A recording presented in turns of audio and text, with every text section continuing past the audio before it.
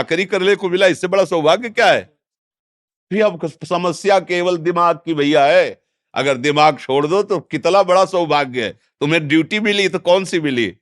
किसके पुजारी हो? लक्ष्मी नारायण भगवान। बस।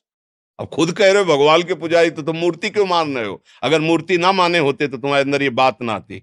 कर्म के लिए यजमानों का कर्म करना पड़ता। अरे भैया, यजमान शब्द छोड़, आए हुए भगवत प्रेमियों से भगवत पूजा करवा रहे हो आप। उनके द्वारा प्रदत्त प्रभु के चरणों में जो अर्थ है उससे परिवार का पोषण। भावना बदल दो, सब काम। हम कई बार ये सत्संग सुनाया है कि केवल तुम्हारी भावना से ही कर्म का फल बदल जाता है। एक आदमी बहुत हिंसा करता था, कई बार सुनाया है, और वो चोरी करता था, मार देता था, ऐसा सब। और एक महात्मा को देखा, किसी ने, महात्माओं को क्या है भाई, महाराज ये अच्छे कपड़े पहना दिए, अच्छे कपड़े पहना लिए, जैसा वो भगवान का विधान देखते हैं ना। तो हम जब अपने आप को अहम में लेकर के और उसे अब दूसरे रूप में देख रहे, ताम फंस जाते। केवल भगवद आश्रय रख लो, वो साक्षात भगवान है। उनके चरणों में जो चढ़ रहा है वो प्रसाद स्वरूप है। परिवार का कोई समस्या नहीं भैया, कोई समस्या नहीं। जब उनको जैसे रखना वो वैसे रख लेते हैं। बिल्कुल अपने को ऐसे अजात पक्षायु मातरम खगा, जैसे छोटा सा पक्षी का बच्चा पंख नहीं निकले माँ की बाट जोता है, ऐसे अपने लाडले प्रभु की बाट जो, उसी में कल्याण हो जाएगा। भाग दौड़ का समय नहीं रहेगा। कहाँ भाग के जाओगे? कहाँ, कौन सी ऐसी गुफा है जहां जाने से तुम्हारा भजन बन जाएगा?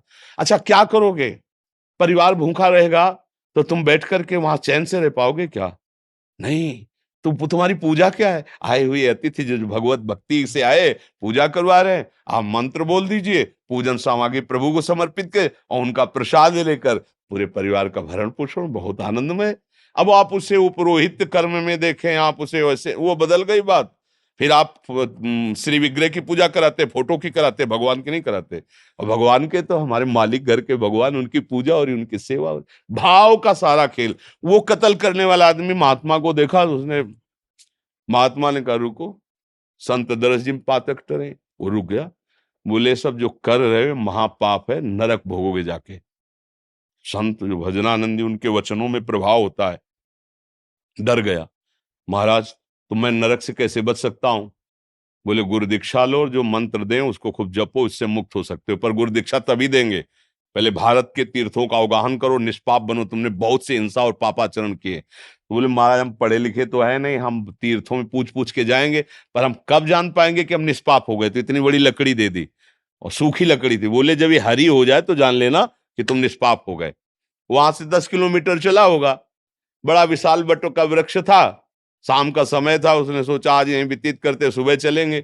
वहीं बैठा तो रात्रि में उसमें 4-5 चोर चढ़े हुए थे ऊपर, और उस गांव में वो पिट चुके थे। तो उन्होंने कहा आज रात्रि में सलाह बना रहे थे कि पूरे गांव को चारों तरफ से घेर के आग लगा देंगे, पूरे गांव को जला देंगे। वो बैठा, वो उसको मारने का तो उसका अभ्यास था ही। उसने कहा यार तीर्थों को तो जा ही रहे हैं, पूरा गांव बच जाएगा अगर इनको हम डनगा दें। और जहाँ 50 था 55, और क्या अंतर पड़ रहा है, वो तो तीर्थ जा ही रहे। कहा सुनो भैया, तुम लोग तो अभी ककारा नहीं पड़े, हम पुराने खिलाड़ी हैं इस कार्य के। आओ हम प्लान बताते हैं पूरे गांव को कैसे मारेंगे। तो चारों कूद थोड़ी पड़ेंगे, एक एक उतरेगा। और विशाल वृक्ष था, आड़ में तुरंत चारों की हत्या करके सोचा अब यहां रुकना ठीक नहीं। उठाया, और लकड़ी तो हरी हो गई। वो देखा हमने तो कोई गंगा गीता गोदावरी, कोई ये लकड़ी हरी हो। गुरु ने कहा था जहां से लकड़ी हरी हो जाए वापस आ जा। लौट गए, गुरु जी ने कहा कि तीर्थ याटन। बोले गुरु जी आप कहा था लकड़ी है, तो ये लकड़ी हरी हो गई। बोले कैसे हरी हो? बोले पूरे गांव की रक्षा करने का तुम्हें पुण्य हो गया। कर्म क्या है?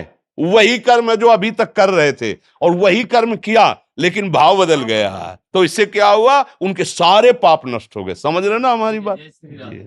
अनूप सिंह भंडारी जी।